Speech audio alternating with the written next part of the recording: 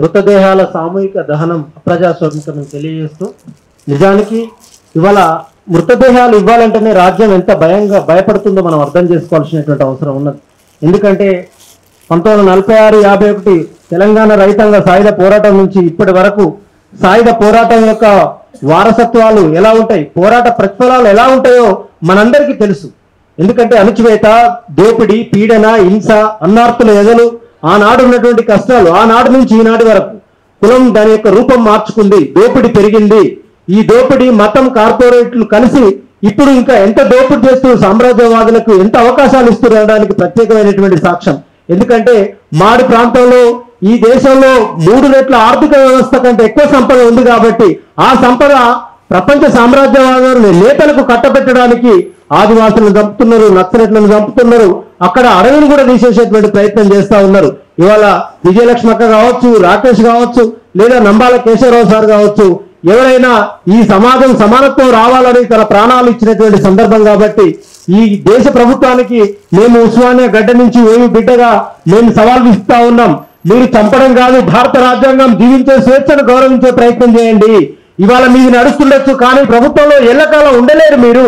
వాళ్ళంతా ఈ భారత రాజ్యాంగం ఇచ్చినటువంటి అవకాశం, ఈ దేశ పౌరులు వాళ్ళంతా, వీళ్ళు పరాయి దేశస్తులు కాదు, ఉగ్రవాదులు కాదు.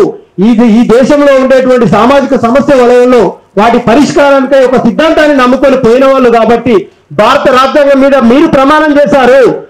భారత ప్రజలకు రక్షణ ఇస్తాము, ఉద్యోగాలు ఇస్తాము, ఉపాధి ఇస్తాము, అన్ని అవకాశాలు ఇస్తామని మీరు ప్రమాణం చేస్తుంటారు కాబట్టి ఆ ప్రమాణాన్ని తూచా తప్పకుండా పాటించే ప్రయత్నం చేయండి. లేదంటే కాలగర్భంలో కలిసిపోయేటువంటి, ఎందుకంటే మీ మతోన్మాద ఫ్యాసిస్టు విధానాలు ప్రపంచమంతా చూస్తా ఉన్నది. మీరు జడ్జీలను చంపేది మీరే, ప్రజలను చంపేది మీరే. ఈ దేశంలో ముస్లింల పేరు మీద, దళితుల పేరు మీద జరుగుతున్నటువంటి మానవ హననం అనేది ప్రత్యక్షంగా చూస్తున్నటువంటి సందర్భం. ఈ సందర్భంలో ఈ దేశ ప్రజలందరూ కూడా మిమ్మల్ని చూస్తూ ఉన్నారు కాబట్టి మేము ఈ కార్యక్రమం ఇంతటితోనే కాదు, ఇది ప్రజా రాష్ట్రంలో విస్తృత వ్యాప్తంగా ప్రజా చైతన్యాన్ని కూడగట్టేటువంటి ప్రయత్నం చేయాలి.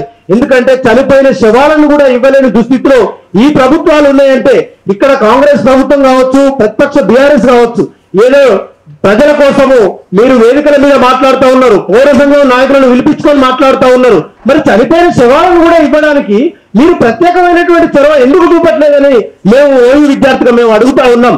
మీరు ఓ రాష్ట్ర ముఖ్యమంత్రి మీరు మాట్లాడారు కదా, ఇదే కదా ఇప్పుడు వాళ్ళు చంపేశారు, కానీ చనిపోయిన శవాలే కాదు, ఆ యొక్క బొక్కలో అక్కడ బూడిద ఇస్తే కూడా మా వాళ్ళ స్మరణ మేము చేసుకుంటామని ఆ తల్లిదండ్రులు బోర్లో వెలిపిస్తున్నటువంటి సందర్భం. మీకు మానవత్వం లేదా? మీరు మాట్లాడుతూ ఉన్నారుగా, ఒక్కొక్క ఆయన మావోయిస్ట్ ఏజెండే మా ఏజెండా అన్నారు, మావోయిస్ట్ లెటర్లు పెడదామని మాట్లాడుతూ ఉన్నారు. అంటే మీ అవకాశ పచ్చి రాజకీయ వాదం కోసమైనా మీరు మాట్లాడేది. కాబట్టి ఇప్పటికైనా అక్కడ కాలిపోయిన బూడిద కూడా మా హృదయంలో చిరస్మరణీయంగా ఉంటుందని ఆ అవకాశం కూడా ఈ రాష్ట్ర ప్రభుత్వం కేంద్ర ప్రభుత్వంతో మాట్లాడి ఆ జ్ఞాపకాలు కూడా మేము తీసుకొచ్చుకునేటువంటి ప్రయత్నం చేయాలని కోరుకుంటూ, ఇవాళ ఈ యొక్క కార్యక్రమం ఇంతటితోనే కాదు, దీన్ని ప్రజల్లోకి తీసుకెళ్దాం, అవగాహన పెంచుదాం. మా ఓయూ లాంటి కార్యక్రమంలో ఆదరణ నిర్వహణలో మేము అన్ని విద్యార్థి సంఘాలతో మేము ప్రెస్ మీట్ ఏర్పాటు చేసినాం. రేపటి భవిష్యత్తులో కూడా 1,00,000 సంతకాలతో కొన్ని భవిష్యత్ కార్యాచరణ గౌరవ పెద్దలతో మాట్లాడి ఆపరేషన్ కగారును ఆపి జీవించే స్వేచ్ఛను రక్షించాలని మా ప్రయత్నం మేము చేసేటువంటి క్రమంలో ఇది అంతా ప్రజా అవగాహన పెంచేటువంటి ప్రయత్నం చేద్దామని తెలియజేస్తూ ఇక్కడికి మాట్లాడే అవకాశం ఇచ్చినందుకు ప్రత్యేకమైనటువంటి ధన్యవాదాలు తెలియజేస్తూ నా ప్రసంగాన్ని ముగిస్తున్నాను.